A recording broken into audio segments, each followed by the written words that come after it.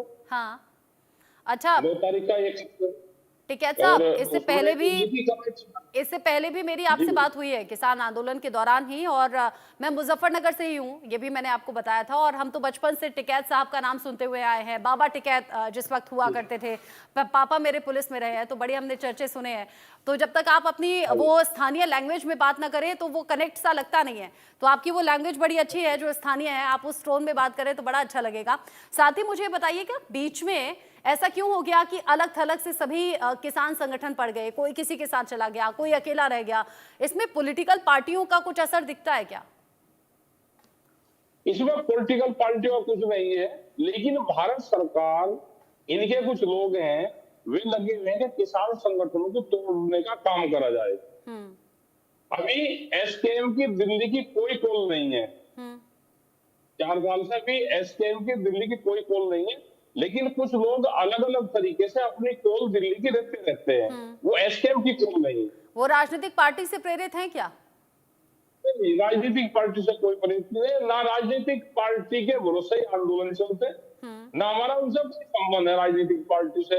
अगर राजनीतिक पार्टी और विपक्ष देश में मजबूत होता तो किसान के, गांव के, गरीब के ये हालात नहीं होते। हाँ। वो तो है ही नहीं, उनको तो अपनी जान बचानी भारी हो रही। हाँ, जब किसान उनसे हमारा आंदोलन का जिक्र भी कोई सुना ना कल ग्रेटर नोएडा और नोएडा के लोगों ने, तो बड़ी उनकी रूह कांप गई। उन्हें लगा कि फिर से उसी तरह हाईवे पर बैठ जाएंगे, फिर से हमें आधे घंटे की जगह 2-2 ढाई-ढाई घंटा रास्ता अपना ट्रैफिक में गुजारना पड़ेगा। तो उन्होंने बड़ी दहशत आ गई। तो फिर से कहीं हाईवे तो ब्लॉक नहीं हो जाएगा?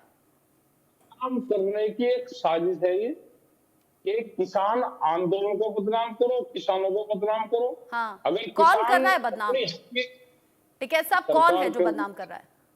सरकार के लोग करते हैं और कौन करते हैं, कि अच्छा, किसान को बदनाम करो।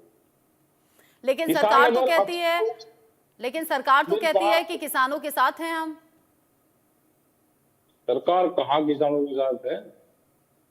अगर सरकार के खिलाफ आंदोलन करते हैं तो ये भ्रम फैलाते हैं कि ये तो देश के खिलाफ आंदोलन कर रहे हैं। हम्म। हमारा सरकार के खिलाफ आंदोलन है। हम्म। ये कहते हैं कि ये तो मुसलमानों के साथ में है जी, हम्म। ये तो सनातन के खिलाफ है जी, हम्म। वे हम भी हिंदू हैं। ये बात कहाँ से आ गई कि किसान आंदोलन करेगा, कहने का था ना ये तो वे हिंदू विरोधी हैं।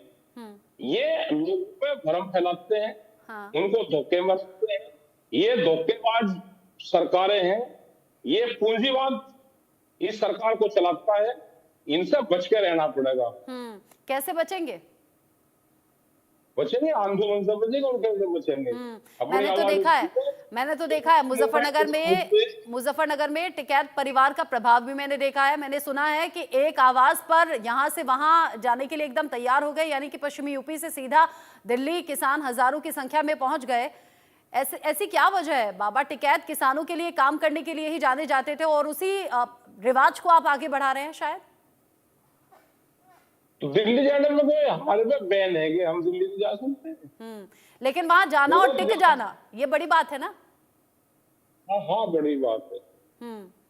लोग ये भी कहने लगे लोग ये भी कहने लगे सड़कों पर खाने पीने की व्यवस्था थी, पंखे थे, कूलर थे, एसी थे, ये सब इंतजाम कहां से हुए, फंडिंग कहां से हुई? तो अपने घर से ले खाए, तो क्या हमारे घर पे नहीं है क्या? एसी हमारे घर पे नहीं है। एसी से जिससे नफरत हो जिसको, उस आदमी का नाम बताओ। भाई जब रहेंगे, 1 साल तक रहेंगे, तो पंखे नहीं लगाएंगे क्या वहां पे? वहां पंखे भी नहीं है, वहां खान पीने का इंतजाम भी होगा। जो किसान पूरे देश को भोजन देता है, वो वहां पे बैठ के नहीं खा सकता, वो सबको खिलाएगा। अच्छा, ये मैं भी जानना चाहती हूँ, और न्यूज रूम में बहुत से लोग भी हैं, वो भी ये जानना चाहते हैं। खैर, मैं तो पश्चिमी यूपी और मुजफ्फरनगर से ही हूँ, तो मैं तो जानती हूँ आपका अंदाज बोलने का। लेकिन लोग ये पूछ रहे हैं कि भाई राकेश टिकैत ऐसा क्या जादू भरे शब्दों में बोलते हैं कि आंख बंद करके किसान उनके पीछे पीछे हो लेते हैं। ये बिना परवाह किए कि तबियत खराब हो सकती है, जान भी जा सकती है। गई थी ना 700 से ज्यादा किसानों की जान। हाँ, तो जान जाएगी, आंदोलन करेंगे तो जान तो जाएगी।